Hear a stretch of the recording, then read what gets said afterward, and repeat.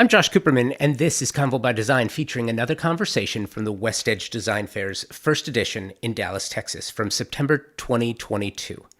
This conversation is about wellness in design and features a strong panel covering ideas to consider right now for the near future and long-term applications.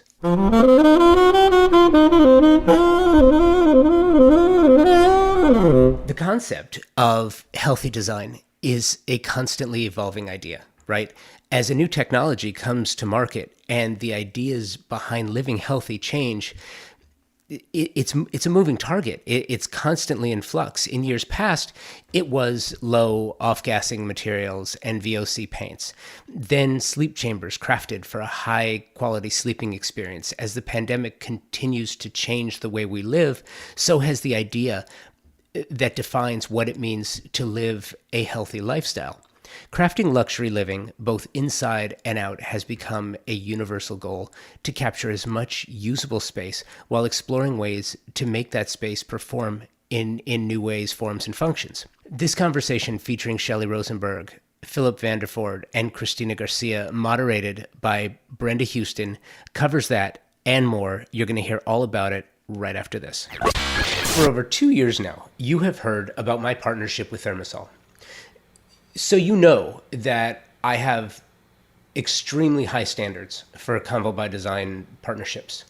Thermosol is an extraordinary partner because there is this rare combination of intuitive design with exceptional performance. They have state-of-the-art facilities located in Round Rock, Texas, and a company that's about to celebrate 65 years offering excellence in form and function.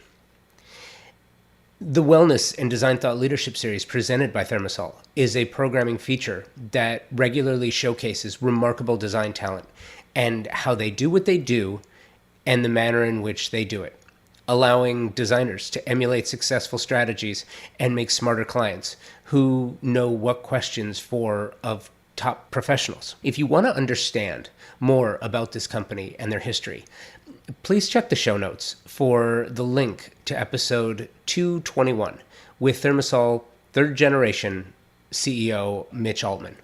He explains the history behind the company, and really that's what makes this company so special. Combine that with the cutting edge technology, their world-class domestic facilities, and you have a company delivering predictable elegance upon which you can rely. And nowadays, how important is that? Thermosol.com. I am here today to be moderator on this wellness panel. Very briefly, I'm a furniture designer. I started off working in organic materials, agate tables, large pieces of quartz. Everything I do is within the organic realm of minerals. And then I also have a wall covering collection, wall coveting, which is done with sustainable product, grass cloth, jute, recycled papers. So I'm very thrilled to be a part of this panel discussion and want to introduce our designers to you, Shelley, Philip, and Christina. And let's kick it off by having you each introduce yourselves and talk a little bit about your firm. Thank you. Hi, I'm Shelley Rosenberg, and I have a company called Acorn and Oak, and I focus on sensory design. So looking at design as a way that we experience it through our senses, kind of that total experience through what we see, of course, but also what we hear, what we touch, really looking at all the different aspects of home and health in a way that I think is a little bit new, a little deeper, and one that connects with neuroscience and psychology, and it's really been a fun experience to learn all these new ways of looking at interiors. Philip? Cool. I'm Philip Vanderford, and I have Studio Thomas James, and we're primarily a residential interior design firm here based out of Dallas.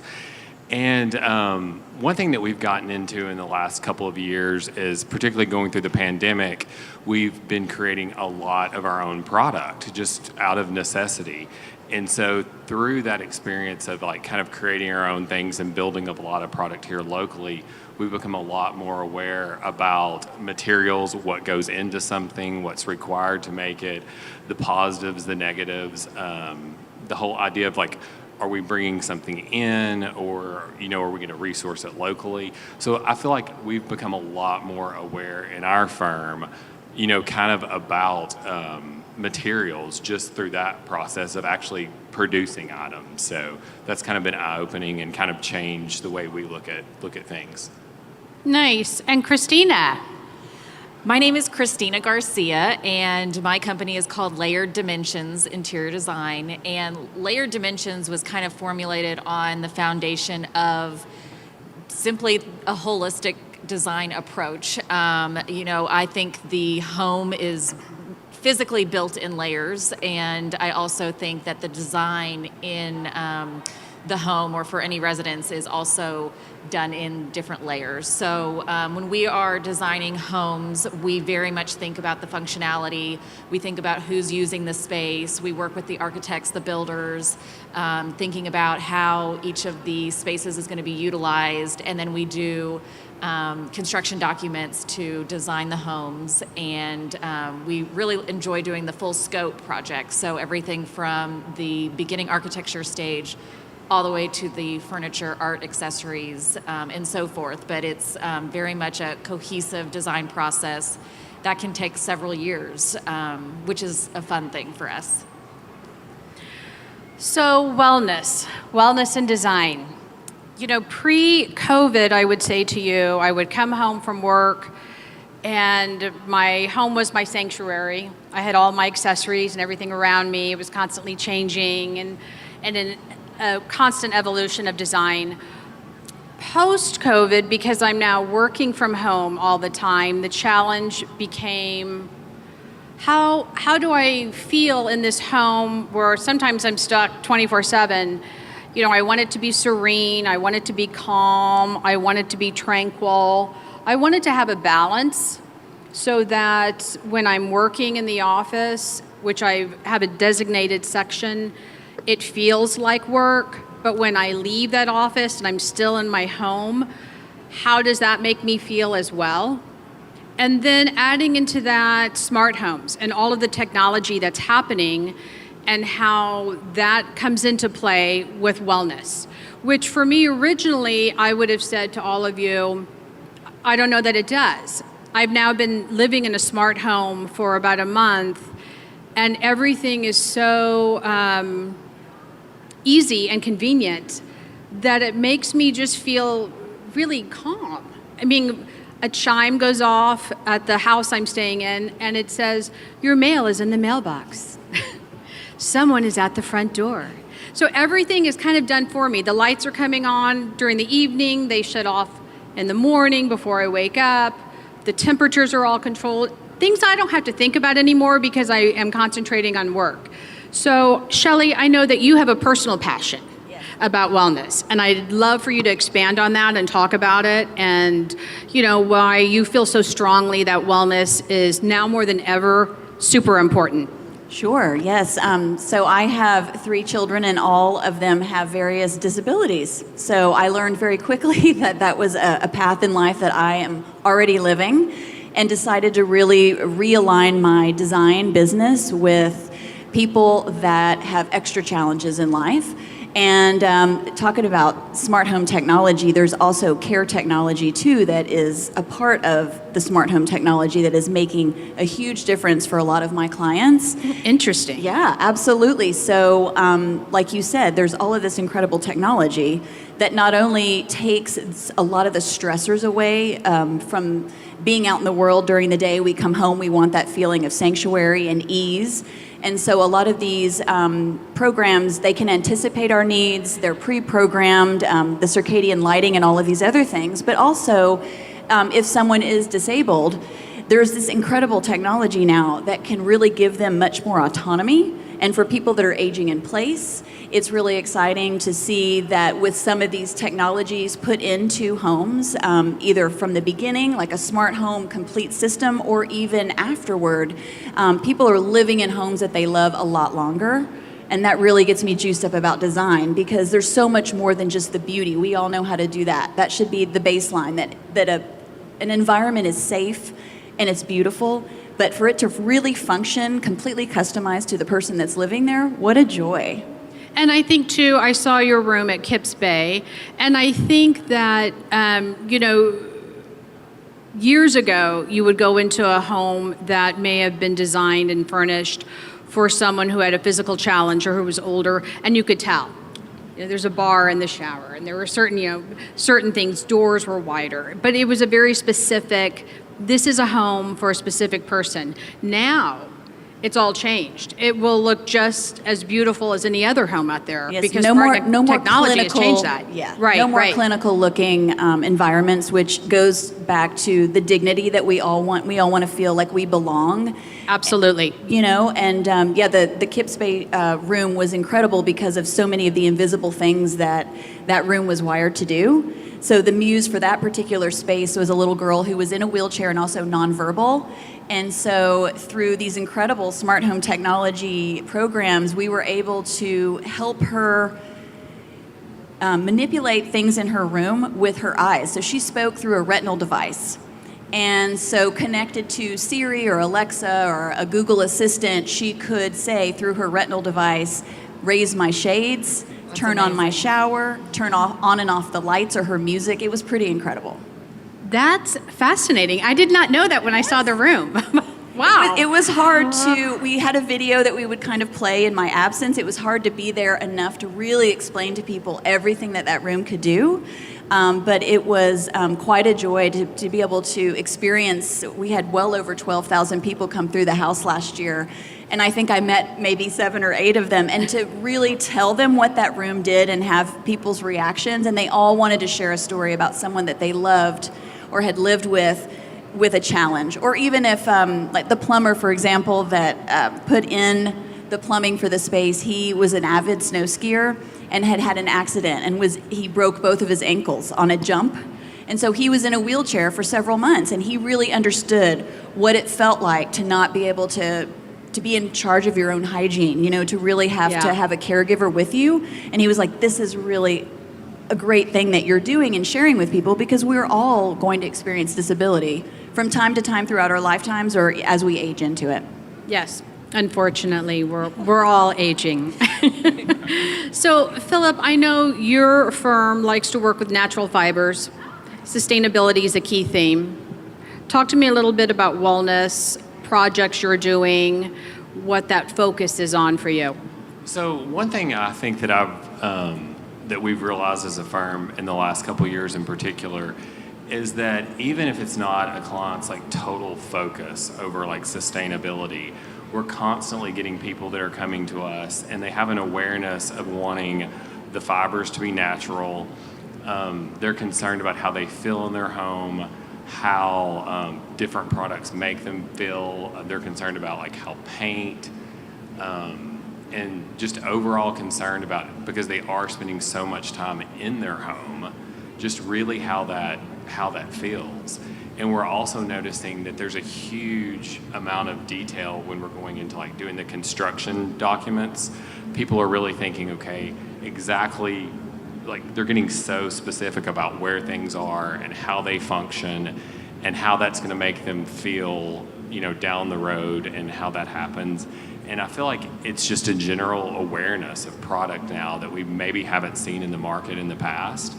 And so even a client that's not their like total focus, they really have this overall awareness of wanting to be healthy and wanting to feel good. And I think everybody is a lot more aware of wanting products that are going to be long lasting. And I think our society is becoming aware of, not just buying something for the moment, throwing it away. And so that's been huge, that I find that a lot of our clients are a lot more like, I'm looking at this for long term, rather than I feel like several years ago, people were like, oh, I'll just buy another rug in 2 years. So that's been huge, and I feel like that really has changed how we resource product, and it's changed kind of how we think about an item. If you think about potentially keeping it for the rest of your life and passing it down, you're really going to be a lot more, deliberate about that decision rather than just running out and grabbing something for a hot second. Yeah, I agree. I have seen a change in terms of people looking for heirloom quality pieces because they see it so much more now. Again, if I came home from work, I may have a great table that I occasionally look at, but now I'm looking at it all the time and reevaluating and how do I feel about it with paint colors. I use a specific paint color, Benjamin Moore Mystic Beige, and it just makes me happy. I feel calm. I've used it in all my homes. I think everything now is about how do you feel, are you happy with it, and then the health issues going back to paint or finishes. Plaster walls are becoming more popular. They're very, they're much better for you in terms of the breathability. They're actually very healthy. So there's a whole shift in focus, which I really, really like. Now, Christina, I know as well likes to use organic materials, but also is into spatial positioning and feng shui, which I have yet to do, but I'm completely fascinated about it. So talk to us about this. Yeah, I think it's really interesting. I think years ago, people would come to us thinking, I want a beautiful space, I want a beautiful home. And then it kind of evolved into how is it going to function? And then now it's evolved into not only how is it going to function, but how is it going to make me feel? And I feel like different homeowners, different clients have different goals, whether it is cultural, whether it is their family life, whether it's how they entertain. We're playing into all those different ways that they live in the spaces. When it comes to feng shui, there's some people who are very insistent on making sure that the stovetop is located in a certain portion of the house, so it faces the front door, and so that that's where you're ruling the house, if you will. That's kind of the stronghold of the home. I see we're kind of changing or adding rooms. We used to have one kitchen in our homes. Now we have two.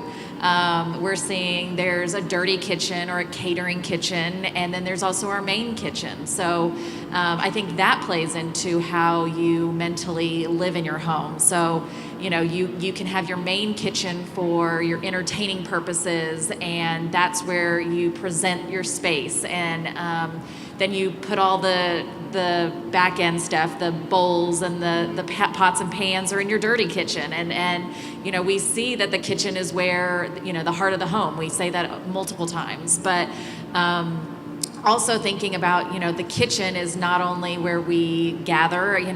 We talk to our clients about who's occupying the space and what's happening in that space. Is the teenager doing their homework at the kitchen table? Well, we need to think about lighting. We need to think about table heights. Do the chairs have backs on them? Where are the young children playing?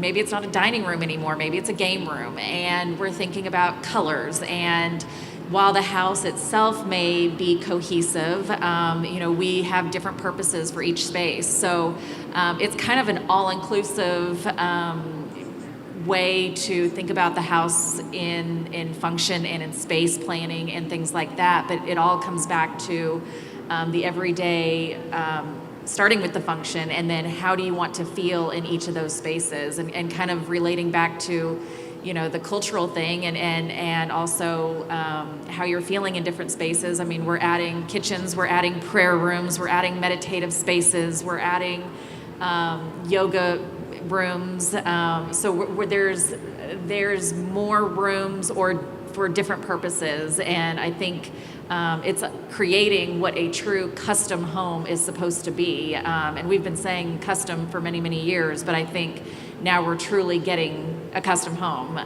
in our interior design world. Well, I think, and that's a super, super good point. it's not so much about how does a room look anymore, although clearly that's important and that's why there are designers Right. who know what they're doing. But how do I want to feel? How do I want to feel when I wake up? How do I want to feel about the kitchen? Do I have people coming over? Do I have kids?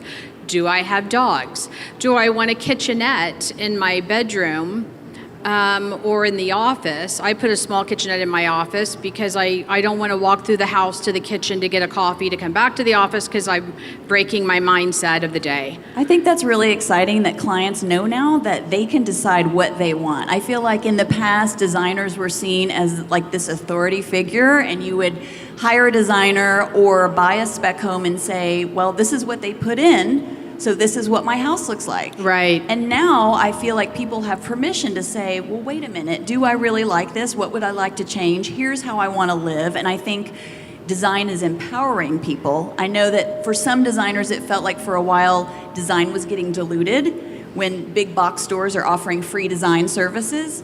But in a way, I think it has, in a good way, has made clients more interested in design and more Well, it's apt more to seek it relatable. out. Absolutely. Yeah, they want to be educated now and learn. And I think COVID has brought that to the forefront. I still think designers are, ultimately have the most knowledge and education on it, but it's nice to see people get involved with what they're doing. Oh, I absolutely agree. I like the involvement. I like the collaborative process.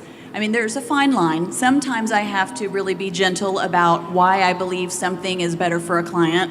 But at the end of the day, it is their home. And if it fits them perfectly, instead of necessarily looking like one of my designs, I think that that's where design is going, instead of really having a look, wouldn't you say? Absolutely. And I think clients don't feel as bound by, like you were saying, like you don't have to have a living room if that doesn't function for you. You don't have to have an office. The kitchen can, like you were saying, it can take very different forms. Right. You can have a small kitchen and then sort of a functional kitchen. And so I think clients feel now like they have all of these options. And so I almost feel like sometimes that we're more important as designers than in the past, because it's not this cookie cutter preset notion of what a house should be. You are listening to Designing for Wellness from the WestEdge Design Fair. We'll be right back. I know you love talking about great partnerships the same way I do. Let me tell you about an incredible design partner who is working with us on the Convo by Design Remote Design House Tulsa project. Franz Wegner, a company created in 1899 in Attendorn, Germany. They started manufacturing brass beer taps. In 1921, the company expanded to Buenos Aires, manufacturing brass faucetry. The company launched in the US in 1992, and Franz Wegner Premium Collection began in 2008. Franz Wegner crafts high-quality, premium faucets with the objective to create a design-oriented luxury product that exceeds the standards set by world-class designers and architects. Pretty heady stuff, and they do it. If you see a Franz Wegner faucet, it is stunning. You use Franz Wegner faucets, and they perform flawlessly. Product you can depend on after over 120 years designing a truly stunning faucet line. For more information and to check out the entire line of faucets, visit franzwegner.com. So I'm going to spell it for you, right? FranzVegner.com. Thank you, Franz Wegner. I think that also kind of helps our creativity too. I mean, I think sometimes, a homeowner will say to me, Christina, we have this extra space. This is how we live our life. What do we do with it? Well, we have an extra room, and it's like, oh, okay. Well, what can we do with it? I mean, does it turn into a pool table room? Is it a bar? Is it a place where you can go and relax and shut the door and hide from your kids? I mean, it really helps to, it's fun that the clients are thinking outside the box and what else can we do and how can we make this more personal, and I think that helps our creativity as well as to, this could be anything. Well, for sure, and I was thinking about what we said earlier about autonomy with people that are disabled, but for all clients to have choices, it creates this sense of well-being. I believe it still relates to health and wellness because you're now seeing your home as a true sanctuary, as a place where you can have pleasure, where you can meditate, where you can work out, where your bathroom may now be upgraded to more like a spa, and so you're doing more in your home, but you're also enjoying it more, and you're learning how to really relax and reduce that stress, and we know that increases health and wellness. It boosts our immune system when we're in a happy place that really works for us.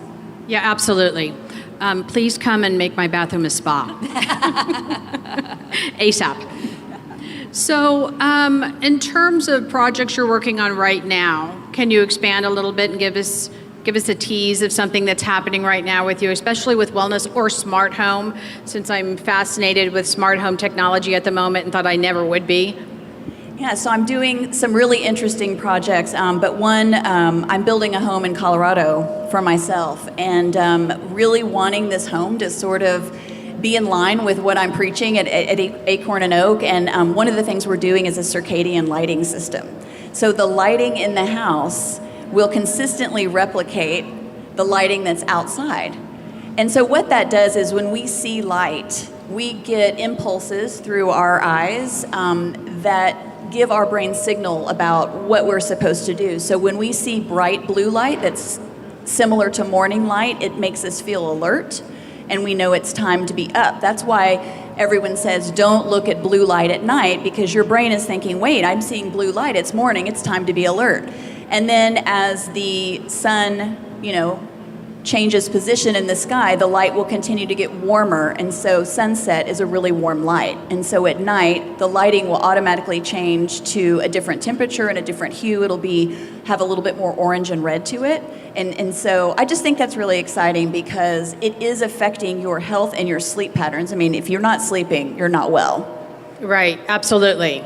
And no one wants to be around me if I'm not sleeping. I think there's a lot of insomnia going on these days, and I think lighting is a big part. Kind of to tag on to you, I'm curious as to how does that affect, the paint colors and some of the design materials that you're selecting? Yeah.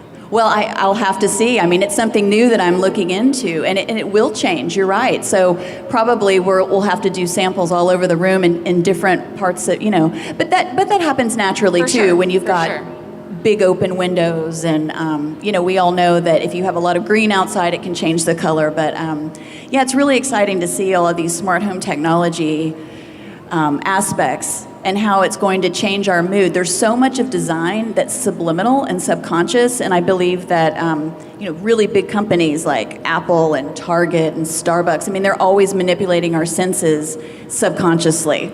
I don't know if you all know this, but Starbucks actually does have a patented coffee smell, a scent that they put in their HVAC systems. It's not just the coffee they're brewing. Yeah, it works. And so we're always being manipulated by our senses, and now as designers and people in this industry, we can use those techniques to really boost how people feel in their spaces to their advantage. Absolutely.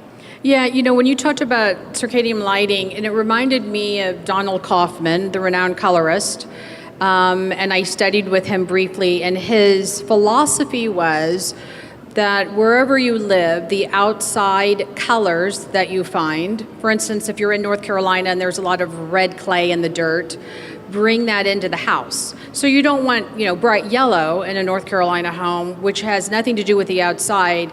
He really believed in terms of calmness when you're entering a home that the outside colors need to then float to the inside, so you transition very smoothly into it as the lighting happens as well. So it's a very subliminal message of being comfortable. I love that. And also, that kind of reminds me of like regional architecture and making sure the architecture sort of fits into the scenery that it's in. And also, you were talking about how much you like natural elements, and that biophilic principle of how drawn we are to nature, and how we're predisposed to be attracted to things in nature.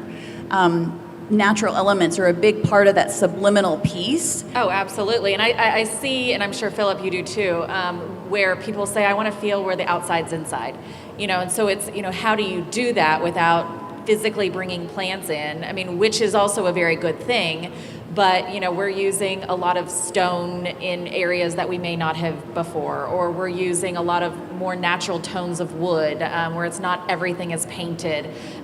Trying to get creative in other elements of bringing the natural land, the earth, wind, and fire type idea of bringing those elements into the home, and what does that look like, and how does that work in the space, and what are those materials?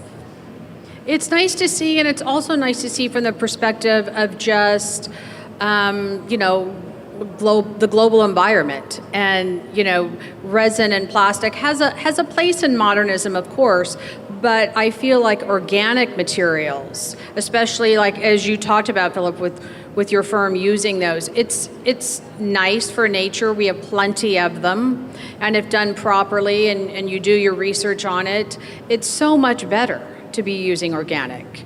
Philip, are you working on any particular project right now where you're really focused on that? So what's kind of interesting that's happened to our firm in the last year, we have a lot of new construction projects, and we have 3 cases right now where the clients have come to us and they're like, this is the house that we're going to live in for the rest of our lives. And so in all 3 cases, these are builds that are going to be probably like a 2-year long-term project, like a larger project. And what's interesting about that is when someone comes to tell you that, I mean, it's exciting from a design perspective because you know that you're really going to be able to do your best work because it's, a long-term vision. But also it comes into play when you're thinking about someone who may be young now, but this is a forever house. So there are those planning that goes into it as far as like imagining how are the people going to age, how's the family going to change. And so I feel like that's made us have a totally different perspective on how we're designing as opposed to just, I'm going to make this space beautiful. We're really thinking about how long-term that's going to work for the particular client.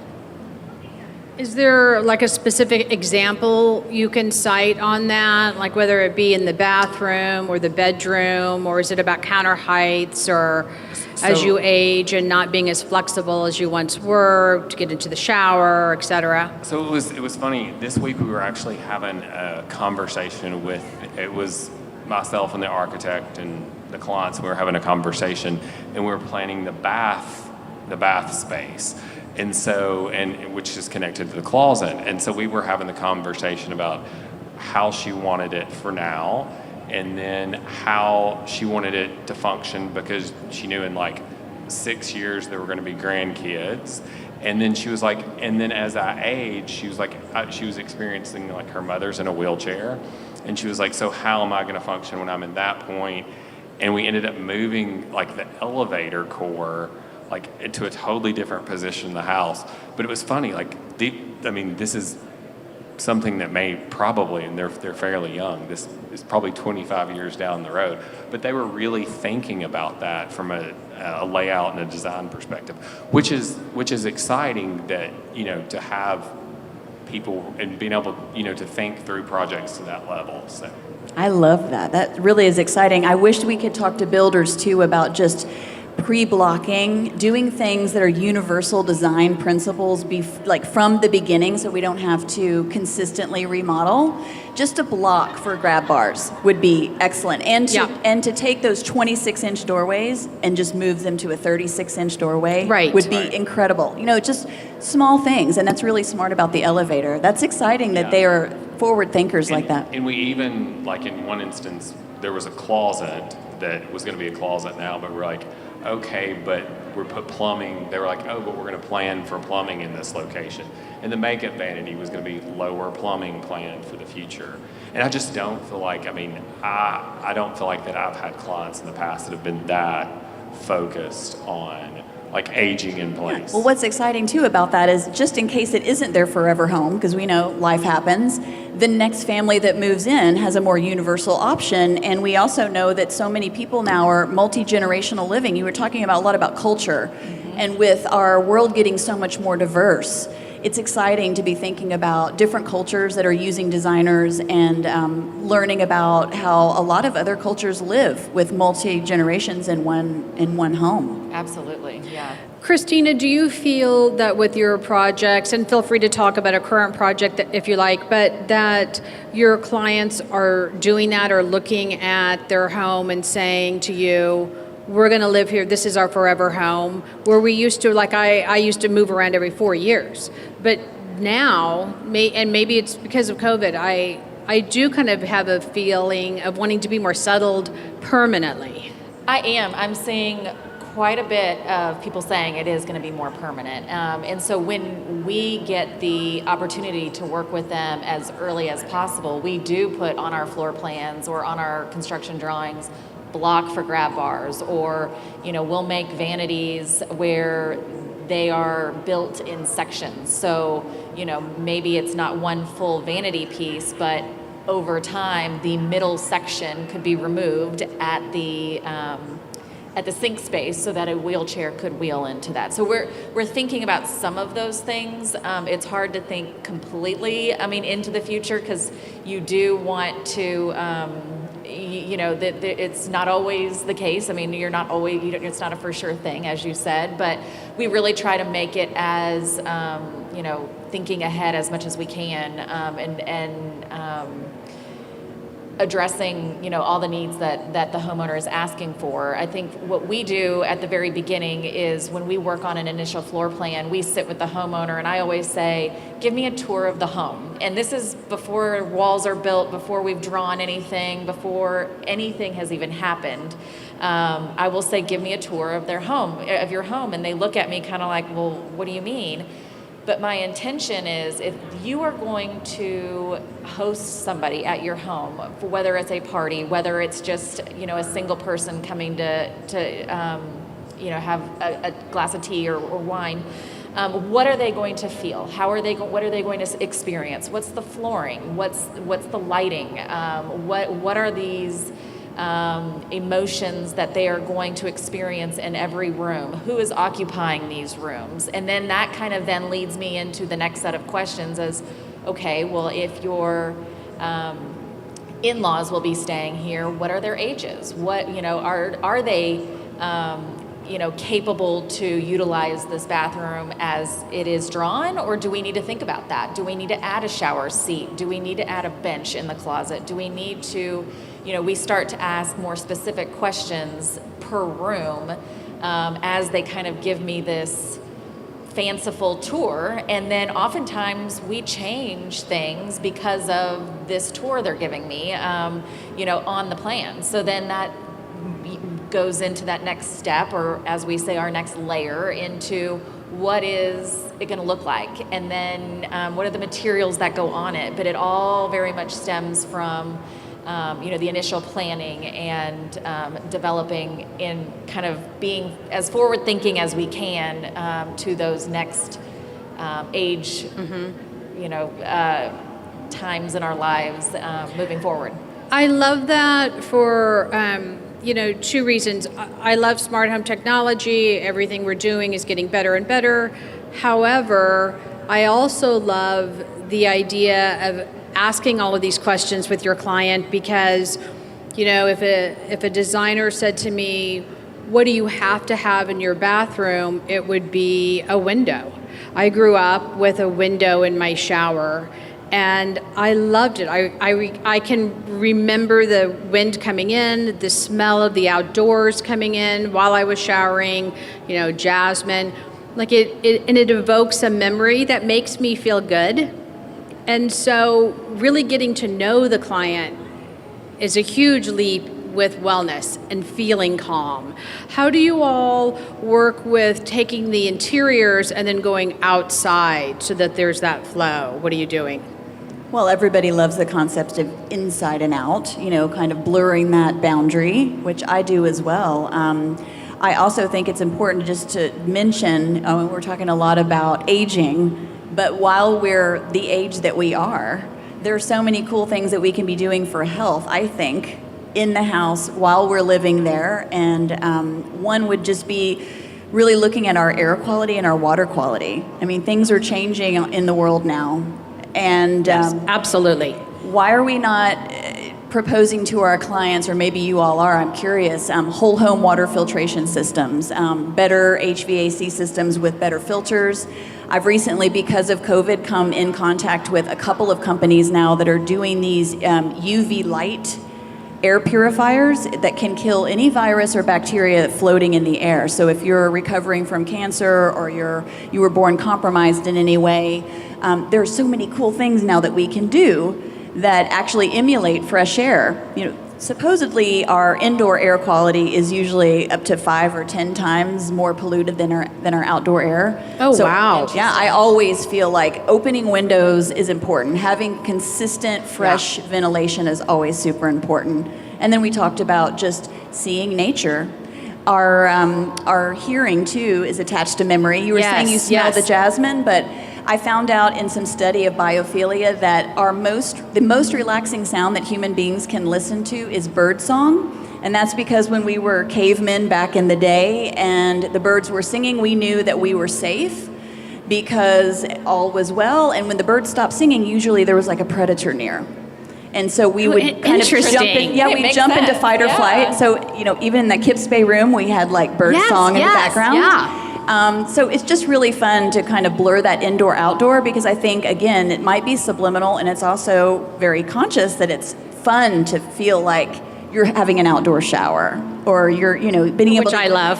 Yeah, and you're being able to eat al fresco outside. I'm sure you guys do a lot of indoor-outdoor, the big glass sliders now. And Right. I feel like now we have the technology to where all that automation and moving walls, and it can be sort of indoor-outdoor. So it's our inaugural launch. We're thrilled to be in Dallas. My question is, you've walked the show. What has been one of your favorite things that you've seen? I'll start with Christina on at the show, and why? And how does it pertain to wellness if it does? What I've seen is some really great artwork. I think that they're doing, utilizing unusual materials to create artwork as well. So I think that sparked some creativity inside myself. And, you know, how can we use other materials to be something else?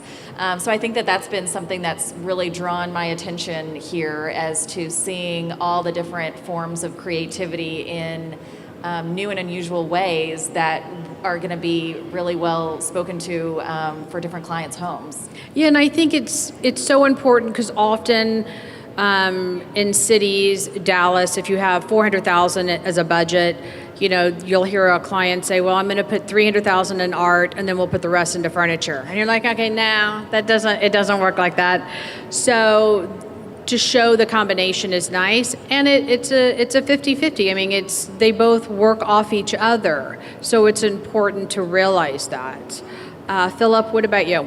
I saw a beautiful hardware line as I was walking in, and it's actually a line that we use quite often, but I hadn't had the opportunity to see such like an overall scope. I'd just seen a piece or two, so that's interesting. So I think even for us that are in the industry constantly and shopping constantly, it sometimes need to just see a little bit bigger perspective of what's going on. So that's been great. I've seen really interesting forever materials, lots of stone, and we were talking about the fossil pieces of stone with fossils embedded that are being made into furniture and art, which is really interesting. And also, there's a tile company here that's doing a terrazzo type product, but in a green way. No more of those old stinky epoxy materials. And so there's a lot of interesting, more sustainable and green product here too, which I'm enjoying seeing.